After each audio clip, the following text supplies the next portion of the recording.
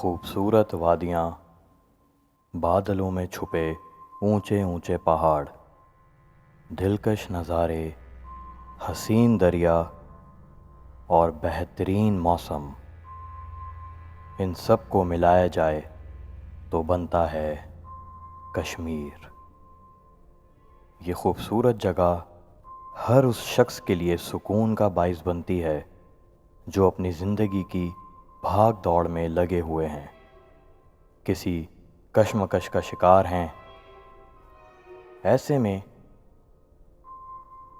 جب کسی کو سکون کی طلب ہوتی ہے تو وہ کشمیر کا رخ کر لیتے ہیں۔ شہر کے شور و غل سے دور، پرفضا ماحول میں یہ سب کچھ بہت اچھا لگتا ہے، لیکن یہ وادیاں، یہ پہاڑ، یہ دریا، ان کے آس پاس اگر انسانوں کو لگتا ہے کہ صرف وہی ان جگہوں پہ اکیلے رہتے ہیں تو یہ ان کی سب سے بڑی غلط فہمی ہے۔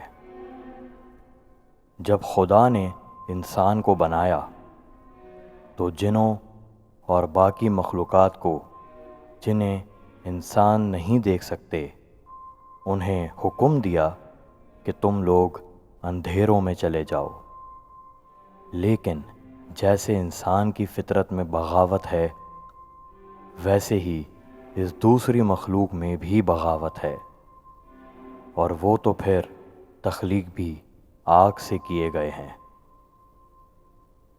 ان میں سے کچھ اپنے رب کا کہنا مان کر اندھیروں میں یعنی جنگلوں میں، پہاڑوں میں، اونچی وادیوں میں اور سمندروں میں چلے گئے، لیکن کچھ نے بغاوت کی اور وہ انسانوں سے اپنی جگہ چھن جانے کا بدلہ لینے کے لیے شیاطین میں شامل ہو گئے۔ لیکن انسان بھی کسی عجیب مخلوق سے کم نہیں ہے۔ جو مخلوقات اندھیروں میں چلی گئی تھی، انسانوں نے وہاں جا کر بھی انہیں گھر سے بے گھر کرنا شروع کر دیا، اور اس طرح سے اس غائبانہ سول وار کی شروعات ہوئی جو تا قیامت ہماری نظروں سے پردے میں رہتے ہوئے قائم رہے گی۔ یہ دلکش نظارے روشنی میں تو بہت سکون کا احساس دلاتے ہیں، لیکن شام ہوتے ہی یہ خوبصورتی ایک خوف کی شکل اختیار کر لیتی ہے۔ ہمارے لسنر عدنان جان کے ساتھ پیش آیا یہ واقعہ میں آپ کو اپنی آواز میں لیکن انہی کی زبانی سنانے جا رہا ہوں۔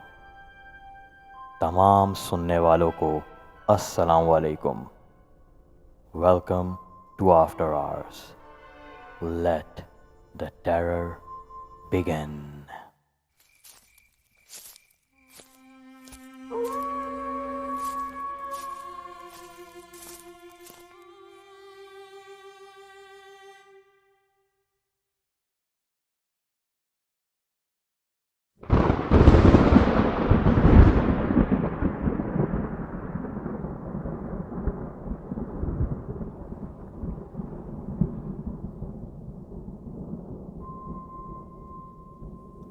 یہ بات ہے 1999 یا 2000 کی۔ میں، میرے والد صاحب اور میری والدہ ہم اسلام آباد گئے تھے۔ ہمارا گھومنے کا کوئی ارادہ نہیں تھا، بلکہ US ایمبیسی میں ہمارا انٹرویو تھا۔ اسلام آباد پہنچنے کے بعد ہمیں پتہ چلا کہ ہمارا انٹرویو کچھ دن آگے بڑھا دیا گیا ہے۔ اب اسلام آباد میں ہمارا کوئی جاننے والا نہیں رہتا تھا، تو میرے والد صاحب نے سوچا کہ کیوں نہ ہم مری چلے جائیں، وہاں گھوم پھر لیں گے، پھر انٹرویو سے 1-2 دن پہلے واپس اسلام آباد آ جائیں گے اور انٹرویو کے بعد واپس کراچی لوٹ جائیں گے۔ ہم نے ایسا ہی کیا۔ ہم مری کے لیے روانہ ہو گئے، وہاں گھومے پھرے۔ مری پہنچنے کے 1 دن بعد ہی میرے والد صاحب کو ان کا کوئی دوست مل گیا جو کہ کشمیر کا رہائشی تھا۔ اس نے ہمیں کشمیر آنے کی دعوت دی۔ والد صاحب نے اس وقت تو اسے منع کر دیا، لیکن بعد میں آپس میں مشورہ کرنے کے بعد ہم لوگوں نے ڈیسائیڈ کیا کہ ہم آج تک کشمیر نہیں گئے ہیں، کیوں نہ کل صبح کشمیر کے لیے نکلا جائے۔ لیکن والد صاحب نے یہ بھی کہا کہ ہم کشمیر خود جائیں گے، وہاں پہ ہوٹل کروا کے گھومیں گے پھریں گے اور واپس آ جائیں گے۔ ہم لوگوں نے یہ فیصلہ کر لیا اور رات کو مری میں باہر کھانا کھانے چلے گئے۔ کھانا کھا کر جب ہم واپس آ رہے تھے تو لینڈ کروزر میں سوار ایک نوجوان ہماری طرف بڑھا اور اس نے ہم سے بات شروع کی۔ اس نے میرے والد صاحب سے کہا، صاحب آپ کو کشمیر گھومنے جانا ہے تو گاڑی میرے پاس موجود ہے، میں آپ کو لے جاؤں گا۔ ہم نے اس کو ہاں کہہ دیا اور ہمارا صبح کا وقت طے ہو گیا۔ اگلے دن صبح 7 بجے وہ ہمارے ہوٹل پہنچ گیا اور وہاں سے ہم کشمیر کے لیے روانہ ہو گئے۔ پورا راستہ ہم بڑے بڑے پہاڑ اور خوبصورت نظارے دیکھتے ہوئے کشمیر کی جانب بڑھتے رہے۔ یہ یاد رہے کہ یہ بات اتنی پرانی ہے جب روڈز وغیرہ موجود تو تھے لیکن اتنے پراپر نہیں تھے کہ سفر بہت آسانی سے کیا جا سکے۔ کشمیر میں انٹر ہونے کے بعد ایک عجیب منظر نظر آیا۔ ایک تو وہ سیزن ٹورسٹ کے آنے کا نہیں تھا، لیکن پورا کشمیر ایسے بند پڑا تھا جیسے کوئی گھوسٹ ٹاؤن ہو۔ پتہ یہ چلا کہ اس دن وہاں ہڑتال تھی اور اسی وجہ سے وہاں کوئی بندہ نہ بندے کی ذات دکھائی دے رہی تھی۔ ہم نے ایک ڈھابے کی طرف رخ کیا جو کہ اتفاق سے کھلا ہوا تھا، لیکن وہاں بھی لوگ موجود نہیں تھے، بس ڈھابے پہ کام کرنے والے لوگ موجود تھے۔ ان میں سے ایک شخص سے ہم نے پوچھا کہ یہاں کوئی گھومنے پھرنے کی جگہ بتاؤ، ورنہ ہم یہ فیصلہ کر چکے تھے کہ ہم اسلام آباد واپس چلے جائیں گے۔ لیکن میری والدہ نے کہا کہ اتنا خرچہ کر کے یہاں تک آئے ہیں تو تھوڑا بہت گھوم پھر ہی لیتے ہیں۔ ہمیں ڈھابے والے نے بتایا کہ کشمیر تو اپنے آپ میں ہی ایک گھومنے پھرنے کی جگہ ہے، لیکن اگر آپ لوگ چاہو تو پیر چناسی چلے جاؤ۔ ہم نے اس سے پوچھا کہ پیر چناسی کیا ہے؟ اس نے بتایا کہ یہ 12,000 فٹ اونچائی پہ موجود ایک پہاڑ ہے اور اس پہاڑ کی چوٹی پہ ایک مزار ہے جو کہ بابا پیر چناسی کا ہے۔ ہم نے سوچا جب یہاں تک آ ہی گئے ہیں تو کیوں نہ پیر چناسی بھی دیکھ لیا جائے۔ ہم راستہ پوچھتے پوچھتے پیر چناسی کی پہاڑی پہ چڑھ گئے۔ وہ پہاڑ کچھ عجیب تھا، بہت عجیب سا راستہ، اور ایک موقع ایسا بھی آیا کہ جب میں نے ڈرائیور کو کہا کہ وہ گاڑی واپس گھما لے، لیکن اتنے میں اچانک ہریالی شروع ہو گئی اور ہم آگے کی طرف ہی بڑھتے رہے۔ تقریباً کوئی 2-3 گھنٹوں بعد ہم پہاڑ کی چوٹی پہ پہنچے تو ہم نے دیکھا کہ وہاں ایک مزار موجود تھا۔ ایک عجیب سی چیز جو ہم نے دیکھی وہ یہ تھی کہ وہاں مزار سے تھوڑے فاصلے پہ کچھ لوگ کھڑے ہوئے تھے اور انہوں نے کسی پہاڑی جانور کو ذبح کیا ہوا تھا، اور وہ سب اس کے ارد گرد کھڑے ہوئے تھے اور کوئی بھی ہل نہیں رہا تھا، اور نہ ہی ان لوگوں نے ہماری طرف دیکھا۔ ہمیں بڑا عجیب لگا۔ خیر، ہم نے سوچا یہاں تک آ گئے ہیں تو مزار پہ جا کر بابا پیر چناسی کے لیے مغفرت کی دعا کر لیتے ہیں، سورہ فاتحہ پڑھ لیتے ہیں اور اس کے بعد یہاں سے روانگی اختیار کر لیں گے۔ جب ہم مزار کی طرف گئے تو ہم نے دیکھا کہ وہاں مزار پہ 2 بچے بیٹھے ہوئے ہیں۔ وہ بچے کچھ نارمل نہیں لگ رہے تھے۔ ان کے جسم اس طرح سے سیاہ تھے جیسے وہ جل کے خاک ہوئے ہوئے ہوں، اور ان کی آنکھیں چمک رہی تھیں۔ ان کے بال لمبے لمبے تھے اور ان کی پونی بندھی ہوئی تھی۔ ہمارے ساتھ ہمارا ڈرائیور بھی موجود تھا، وہ بھی تھوڑا گھبرا سا گیا تھا، اور وہ دونوں بچے بیٹھے ہماری جانب ہی دیکھ رہے تھے۔ وہاں ایک اور شخص بیٹھے ہوئے تھے جن کا چہرہ بہت نورانی تھا، سفید لباس تھا اور بہت لمبی داڑھی تھی۔ وہ میری طرف دیکھ رہے تھے۔